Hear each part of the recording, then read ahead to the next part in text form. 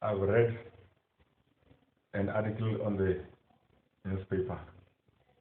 That article was about a trade union leader. He was representing the workers at a certain sector. Then, as a trade union leader, he found out that that sector needed that company. There was a company that needed service providers as a BEE partner. They were employing service providers. Then he went out to form a company to provide the service. But when he applied for a tender, he was told that because of experience and other things, his company does not qualify. Then he went out to tell the workers to strike and told the workers that they are being abused, they are being paid, underpaid, and all the things that trade unions always tell the workers. And the workers embarked on a strike. Then that company gave his company a tender, and he called off the strike. All of a sudden, everything is fine. Now they are working. They are having a good working condition. They are having better salaries, even though they didn't get a raise. That is how foolish workers have been treated in this country and by trade and all over the world by trade unions. He used the workers to get the tender, and every time when he used tender, his contract expires, and he renegotiates, and the company tells him that no, he doesn't qualify because he gave them poor service. They want to hire other partners who are better. You call on the workers to strike. Then, like sheep, the workers strike. Like sheep to be slaughtered, the workers will strike, going for weeks and months without food, unable to send their children to school. The moment he's giving the tender, then he's calling off the strike. Who is that man representing? The workers or himself? That man accumulated millions of friends for a company that is not even giving service that must help the very same workers who are striking to give him the poor service. This is how foolish workers are treated, and this is how foolish workers behave.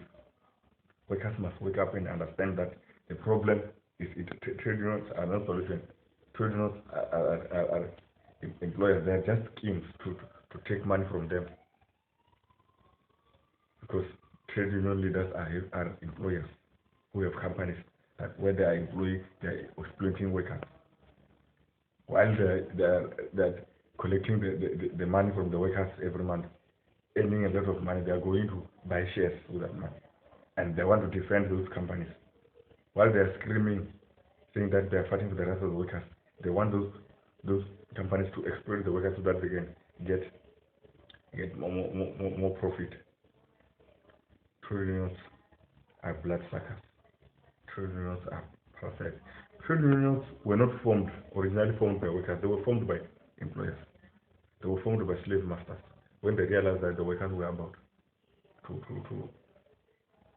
overthrow them. Trade unions are just pacifiers, with the workers are going around sucking, believing that they are getting their stomach filled, whereas they are filling their stomach with air. Trade union leaders are taking money from the same workers that they claim that are poor. Trade union leaders are taking that money. They're earning a lot of money. Then they take that money and buy shares in the same companies that they claim to be fighting against. They go and form their own companies where they exploit the workers for profit. Trade unions are not solutions. They were never meant to be solutions. A trade union is like a man who wants to steal from your home, telling you that you must change a lock, we must give you a better lock, which you have a key. You are using the robber's lock. He can come and go as he like.